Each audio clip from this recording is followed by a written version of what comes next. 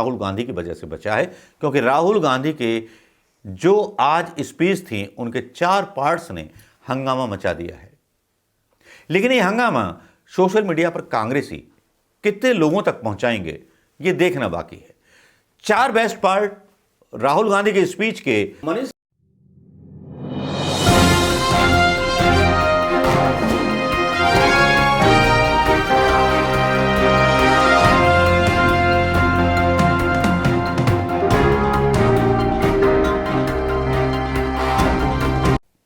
दोस्तों नमस्कार, मैं मनोज कुमार शर्मा एक बार फिर आज़ाद हिंद आवाज़ और खबर X24 के लिए आपके बीच में एक बार फिर। दोस्तों, यूं तो रायपुर का जो कांग्रेस का अधिवेशन था वो वाकई में मतलब कहा जा सकता है कि सफल हुआ। बड़े बड़े नेता इसमें आए, बड़े बड़े नेता, हालांकि दिग्विजय सिंह, कमलनाथ और भी कई ऐसे नेता वहाँ नहीं दिखाई दिए, अशोक गहलोत जैसे नेता, और मतलब कुछ कह नहीं सकते, कुछ नेता नहीं दिखाई दिए। हालांकि राहुल गांधी और सोनिया गांधी भी पहले दिन नहीं पहुंच पाए थे, लेकिन कार्यकर्ताओं को जैसे इंतजार था उन पलों को साझा करने के लिए जो पल राहुल गांधी साझा करने वाले थे।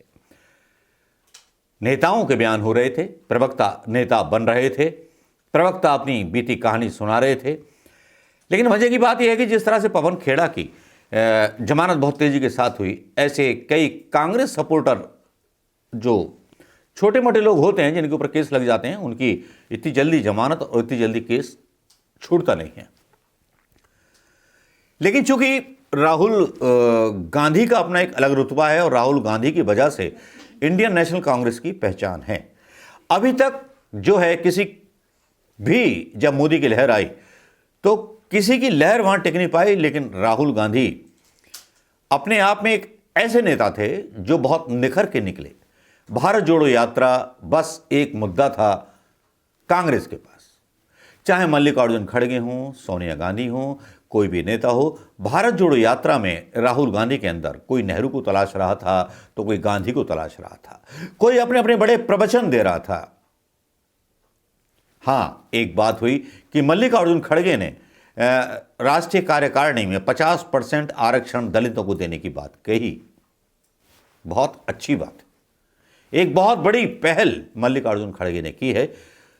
कांग्रेस पर इसका क्या प्रभाव पड़ेगा, कांग्रेस की नीतियों पर क्या प्रभाव पड़ेगा, इसको हम बाद में देखेंगे। लेकिन राहुल गांधी जब भाषण देने आए, मैंने पहले का भी सेशन देखा था जब दिल्ली में हुआ था, जब नवजोत सिंह सिद्धू और बहुत सारे नेताओं ने बड़े बड़े भाषण दिए थे जिसमें तालियों से पंडाल गूंज रहा था। लग रहा था कि इस बार तो बस कांग्रेस ही आ जाएगी, क्योंकि जिस तरह के जज्बे और जिस तरह के साहस के साथ वो मतलब सेशन हुआ था वो वाकई में कमाल था।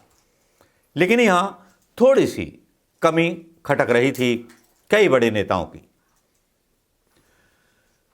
कई बड़े नेताओं की कमी खटकना भी जरूरी होता है, लेकिन उससे बड़ी जो बात होती है वो ये होती है कि जो एक मेन नेता है जिसने भारत जोड़ो यात्रा शुरू की और जिसने अपने संस्मरण अपने कार्यकर्ताओं के साथ शेयर किए, एक हौसला दिया।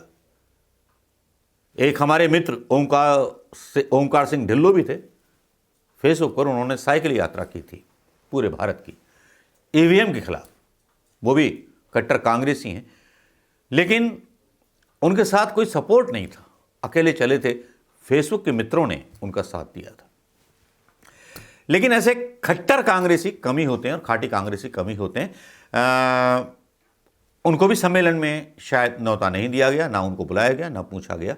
खैर, बहुत सारे लोग ऐसे हैं जो 2014 से लेकर के 2019 तक कांग्रेस के लिए बेलगाम लिखते रहे बिना किसी लालच के, लेकिन वो कहीं पीछे छूट गए, कुछ नई टीमें खड़ी हो गई। लेकिन जब दुख होता है इस बात का कि जब राहुल गांधी बयान देते हैं तो सोशल मीडिया पर केवल टैग्स चलते हैं, वो भी प्रायोजित। ट्विटर पर हैशटैग चलता है प्रायोजित, लेकिन सोशल मीडिया पर लगता है कि कांग्रेस कहीं अपना कोना खोती जा रही है। जो कोना बचा है वो केवल राहुल गांधी की वजह से बचा है, क्योंकि राहुल गांधी के जो आज स्पीच थी उनके 4 पार्ट्स ने हंगामा मचा दिया है। लेकिन ये हंगामा सोशल मीडिया पर कांग्रेसी कितने लोगों तक पहुंचाएंगे ये देखना बाकी है। 4 बेस्ट पार्ट राहुल गांधी के स्पीच के मैं यहां डाल रहा हूं, देखिएगा। जिसमें राहुल गांधी एक स्पीच में अदानी पर सवाल उठाते हैं, दूसरी स्पीच में बताते हैं कि जब आपातकाल लगा था और इंदिरा जी चुनाव हार गई थीं और सरकारी घर खाली कराया गया था, तब अपनी मां से पूछ रहे थे, मम्मी हमारा कौन सा घर है। जब यात्रा शुरू की राहुल गांधी ने सोचा, यार अभी चलना है, इतने दिन चलना है, मेरा घमंड टूट गया।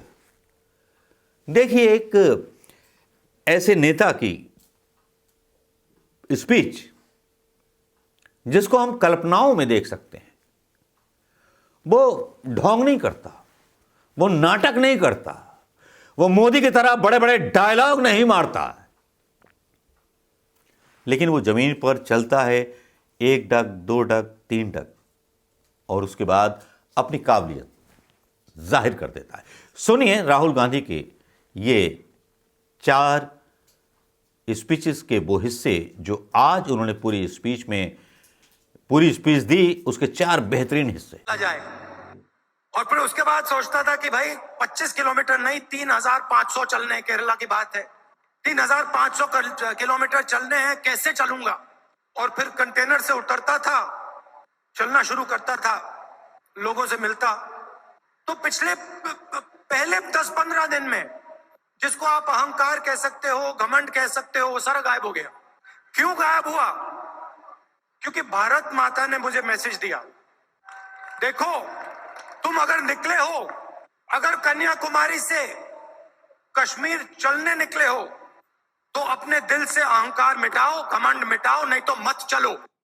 सुबह उठता था, सोचता था कैसे चला जाए, और फिर उसके बाद सोचता था कि भाई हिंदुस्तान के मंत्री कह रहे हैं, हिंदुस्तान का मंत्री चाइना से कह रहा है कि आपकी इकोनॉमी हमसे बड़ी है, तो हम आपके सामने खड़े नहीं हो सकते हैं। इसको क्या नेशनलिज्म कहते हैं? इसको देशभक्ति कहते हैं क्या? ये कौन सी देशभक्ति है? ये कौन सी देशभक्ति है? जो आपसे कमजोर है उसको आप मारो, और जो आपसे मजबूत है उसके सामने आप झुक जाओ। 7 की बात है, चुनाव आया, मुझे चुनाव के बारे में कुछ मालूम नहीं था, 6 साल का था मैं। एक दिन घर में अजीब सा माहौल था, मैं माँ के पास गया, बैठी हुई है, इधर नहीं देख रही है। माँ के पास गया, मैंने माँ से पूछा मम्मी क्या हुआ? और माँ कहती है हम घर छोड़ रहे हैं। तब तक मैं सोचता था कि वो घर हमारा था। तो मैंने माँ से पूछा, माँ हम अपने घर को क्यों छोड़ रहे हैं? और पहली बार माँ ने मुझे बताया कि राहुल ये हमारा घर नहीं है, ये सरकार का घर है, और अब हमें यहां से जाना है।